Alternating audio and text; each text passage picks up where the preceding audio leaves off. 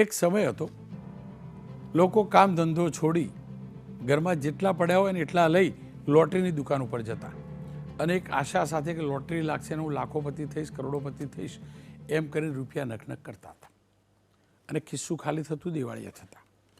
આપણા રાજ્યની સરકારે 1997માં લોટરી ઉપર પ્રતિબંધ મૂક્યો, પણ ત્યારબાદ લોટરી જેવી જ પેટર્નથી લકી ડ્રોના નામે કેટલાક લેભાગુ લોકો એક આખું રેકેટ ચલાવી રહ્યા છે અને આશરો લઈ રહ્યા છે કોનો?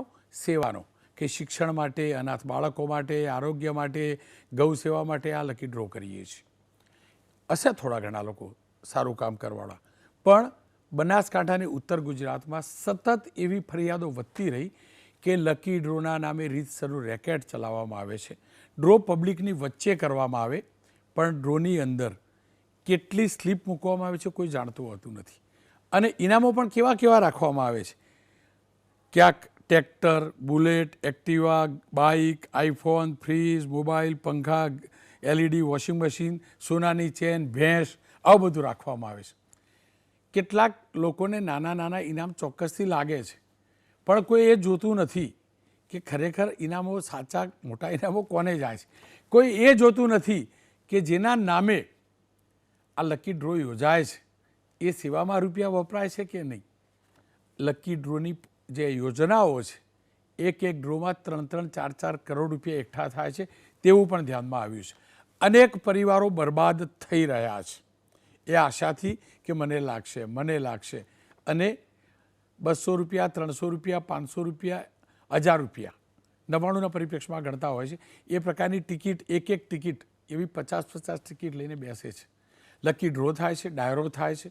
કલાકારોને ધ્યાન નથી હોતું કે એમના સુધી જાણકારી નથી હોતી કે ખરેખર આ પૈસા ત્યાં જાય છે કે નહીં, અને કલાકારો પણ એનું પ્રમોશન કરી લે છે. જાણે અજાણે એ પાપના ભાગીદાર થાય છે. જોકે પહેલીવાર બનાસકાંઠા પોલીસે અદ્ભુત કાર્યવાહી કરી છે. બનાસકાંઠા પોલીસ ખુદ ફરિયાદી બની છે, ખુદ ફરિયાદી બની છે અને ભાગ્યે જ આવું થતું હોય છે. એટલે પહેલાં તો પોલીસને સલામ, જેને આ ઇનિશિયેટિવ લીધું છે. લોકો લૂંટાય નહીં તે માટે આ ઇનિશિયેટિવ લીધું છે. મોડું ચોક્કસથી થયું છે, પરંતુ પોલીસે જે તપાસ કરી અને તપાસના આધાર ઉપર આ ઇનિશિયેટિવ લીધું છે અને ફરિયાદ નોંધાઈ છે આજે. એટલે આ કાર્યક્રમ છે અને આશા રાખું આ કાર્યક્રમમાંથી આપ શીખજો, જાણજો. તકદીર હશે તો કુદરત આપશે, પરિશ્રમથી મળશે. કોઈ ચક્કર ફરશે ને એમાંથી નહીં મળે, કોઈ ડ્રોવાળો તમને નહીં આપે. જ્ઞાનીબેન ઠાકોર વિસ્તારના સાંસદ છે, અલ્પેશભાઈ ઠાકોર ધારાસભ્ય પણ છે ને આ વિસ્તારમાં જબરજસ્ત કામ પણ એમને કર્યા છે, જાણે છે ખૂણે ખૂણાને. અક્ષયરાજ મકવાણા જિલ્લા SP છે. અલ્પેશભાઈ અને જ્ઞાનીબેન પાસે વાત કરીએ પહેલાં આખી પોલીસે જે કાર્યવાહી કરી છે અને પોલીસની તપાસમાં જે સામે આવ્યું છે એ જાણી લઈએ આપણે. SP સાહેબ નમસ્કાર, આપનું સ્વાગત છે. અને સૌપ્રથમ તો બનાસકાંઠા પોલીસને એટલા માટે અભિનંદન કે અમે લોકો આ મુદ્દો જાણતા હતા ચોક્કસ કે કંઈક ગડબડી છે, પણ પોલીસે સામેથી આજે FIR કરી છે.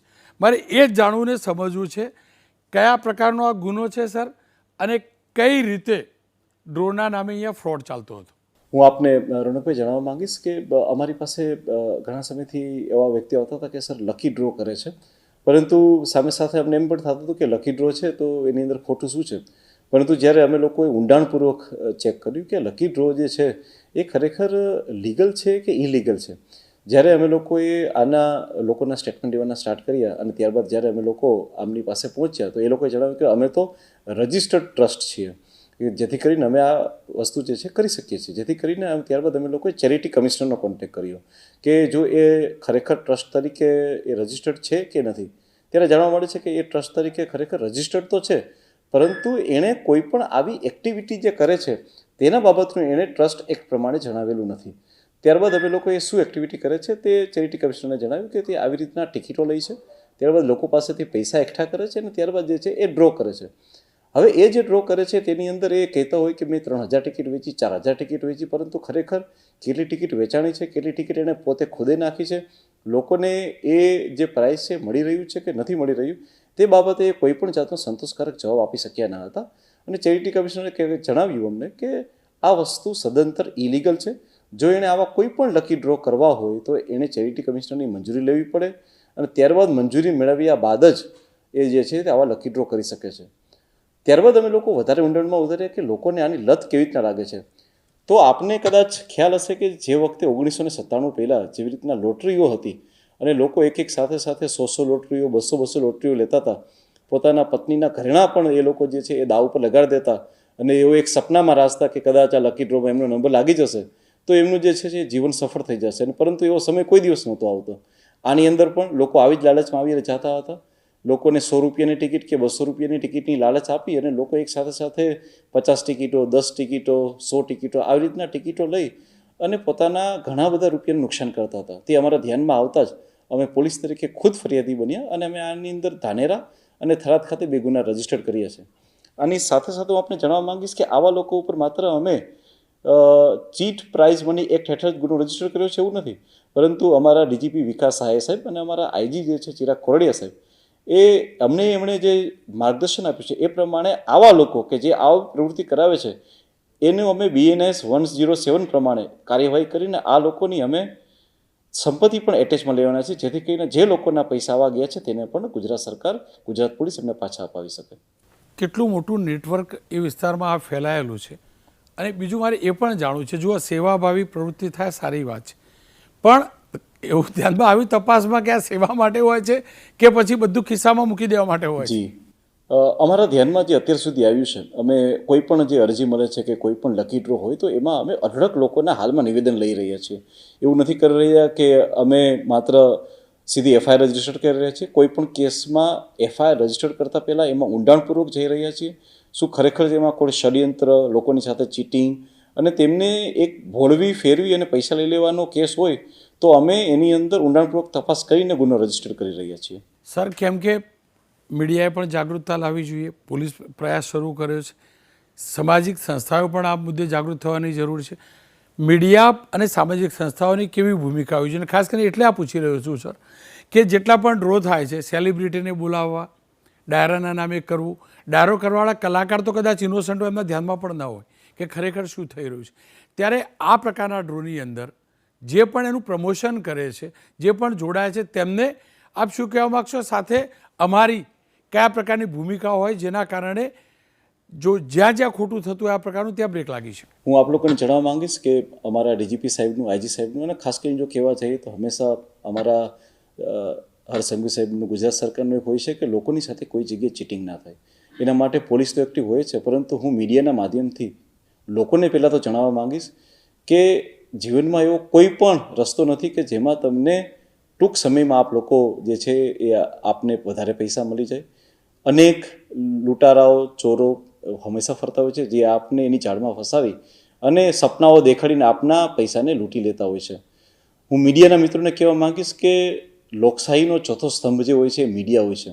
ખાસ કરીને આવા જે પ્રોગ્રામ હોય છે ABP અસ્મિતાના, કે જેના અનેક લાખો વ્યુઅર્સ હોય છે, હું આ લાખો વ્યુઅર્સને કહેવા માંગીશ કે તમે પણ તમારા આસપાસમાં જો કોઈની સાથે આવું ચીટિંગ થઈ રહ્યું હોય, આવા લકી ડ્રોના નામે લોકોની સાથે છેતરપિંડી થઈ રહી હોય તો આ પ્લીઝ નજદીકના પોલીસ સ્ટેશનનો કોન્ટેક્ટ કરો.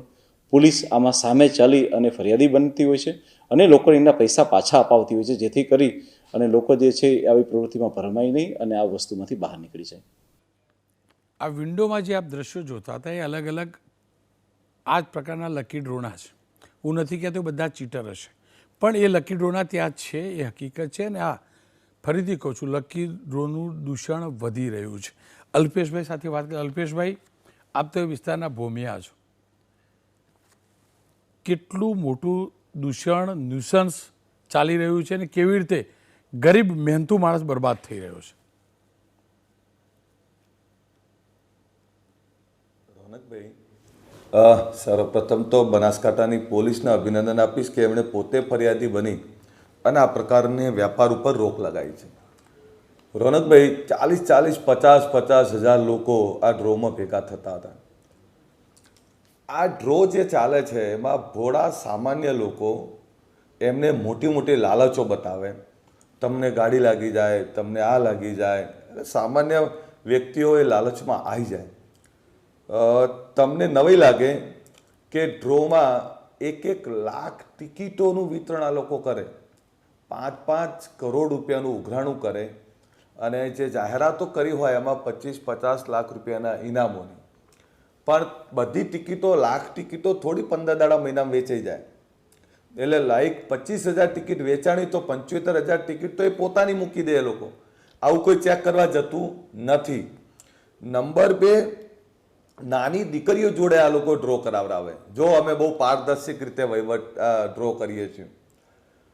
રોનકભાઈ ગૌશાળાના નામે, એટલે એમણે 5 કરોડ ઉઘરાયા પછી ગૌશાળાને 5 થી 10 લાખ રૂપિયા આપીને એવો શો કરે કે અમે આ તો ગાય માતા માટે આ કરી રહ્યા છીએ. ક્યાંક ધર્મ અને મંદિરના નામે કરે. એટલે આ એક પ્રકારનો ખુલ્લો વેપાર છે. એટલે કરોડ રૂપિયા ઉઘરાય લે, તમને લાગે કે આમાં શું, આપણા 200 રૂપિયા જ જાય છે ને, આપણા 500 રૂપિયા જ જાય છે. પણ જે લોકો 200-500 રૂપિયા આપે છે એવા લોકો કેટલા છે? 1-1 લાખ લોકો વચ્ચે પહોંચે છે. અચ્છા, તમને નવી લાગે આના એજન્ટો છે. લાઈક 500 રૂપિયાની ટિકિટ છે રોનકભાઈ, જી, તો એમાં 200 રૂપિયા એજન્ટનું કમિશન. મેં આજે તમારો ફોન આવેલો, મેં થોડું ચેક કર્યું જી, તો 500 રૂપિયામાંથી 200 રૂપિયા કમિશન. એટલે જે કમિશન એજન્ટ તરીકે લેવા આવે છે એ એજન્ટે આપણા આજુબાજુનો જ કોઈ ભાઈ હોય. એટલે એ તો એવું માને કે હું 100 ટિકિટ વેચું એટલે મારા 2000 પાકા. આ પ્રકારનું એક વેપાર પણ ચાલે છે. બીજું, પહેલા આપણે વાત થતી તેમ કે પહેલા ગામડાઓમાં ડ્રો થતા, પણ ગામમાં ધાર્મિક મદદ માટે થતા, આખું સમસ્ત ગામ જોડાતું, કોઈ એક વ્યક્તિ નહોતું જોડાતું. ગામની એકતા માટે, ગામના સારા કામ માટે ડ્રો થતા, પણ એ નાના પાયે. હું બનાસકાંઠામાં છેલ્લા 2-4-6 મહિનાથી જોઈ રહ્યો છું, એમાં તો રાફડો ફાટ્યો હતો. રોનકભાઈ, ઘણીવાર અમારે પણ આની પ્રચાર અમે કર્યો હોય છે. ધારો કે હમણાં અમારા ડીસામાં થયું, શૈક્ષણિક ધામ માટે ડ્રો થયો. એ લોકો મને મળવા, એટલે મેં પૂછ્યું કે આ ડ્રોના પૈસા ક્યાં જશે? એટલે કે સાહેબ શિક્ષણ માટે. એટલે મેં કીધું કેટલા ટકા? એટલે કે 100%. મેં કીધું પાક્કું 100%? ક્યાં સાહેબ 100%? એટલે મેં અપીલ કરી, પણ એ વખતે મેં કહ્યું કે ભાઈ 100% પૈસા આ શિક્ષણ માટે વપરાવાના છે. પણ એવું કેટલી સંસ્થાઓ કામ કરે? એવું તો એકાદ ક્યાંક બનાવ હોય. પણ હું તો બનાસકાંઠા અને ગુજરાતના સામાન્ય લોકોને કહું છું, આ રીતે કરોડપતિ ના થવાય. આ 200 રૂપિયાની કૂપનથી આપણાને કંઈ ના મળે. અને બસ ઘણા તો 100 કૂપન લઈ લે, પણ એ 100 કૂપન લેનારાને કહું છું 1 લાખ કૂપનમાં તમારી 100 કૂપન નહીં દેખાય. એટલે આ પ્રકારનો જે વેપલો ચાલે છે એમાં લોકોએ દૂર રહેવું જોઈએ અને આવી લોભામણી વાતોમાં ના આવવું જોઈએ. આ કોઈ ધાર્મિક મહાત્મા લોકો નથી. આ પ્યોર વેપારી લોકો છે, જે લાલચ આપે છે એના એજન્ટને, જે લાલચ આપે છે આપણાને, અને પોતાનું દરબાણું ભરે છે. એમની જોડે રાતોરાત કરોડો રૂપિયા ક્યાંથી આવ્યા? આ ચેક કરવું જોઈએ. તો એ રૂપિયા તમારા મારા જ છે. એ 1 લાખ લોકો 500 રૂપિયાની ટિકિટ લે એટલે 5 કરોડ રૂપિયા થયા. હવે એમાં 25 લાખ રૂપિયાની તમને ઇનામોની જાહેરાત કરે એ કઈ મોટી વાત નથી. પણ આવા ડ્રોથી દૂર રહેવું જોઈએ. અને આવા ડ્રો જે લોકો કરે છે એનું કેમ્પેનિંગ કોઈએ ના કરવું. બિલકુલ. આપનો ખૂબ ખૂબ આભાર. ખેર, આ જ મુદ્દે મેં જ્ઞાનીબેન સાથે પણ વાત કરી છે, એ પણ જોઈ લઈએ. જ્ઞાનીબેન, બનાસકાંઠામાં લકી ડ્રોના ફ્રોડ વિરુદ્ધ પહેલીવાર ફરિયાદ નોંધાઈ છે. મારે સમજવું છે કેટલો વ્યાપ વધ્યો છે આ લકી ડ્રોના ફ્રોડના નેટવર્કનો, કોણ છે એ લોકો, અને ખરેખર સેવાભાવી છે કે માત્ર ને માત્ર ફ્રોડ કરવા માટે આ પ્રકારનો ધંધો ખોલીને બેઠા છે?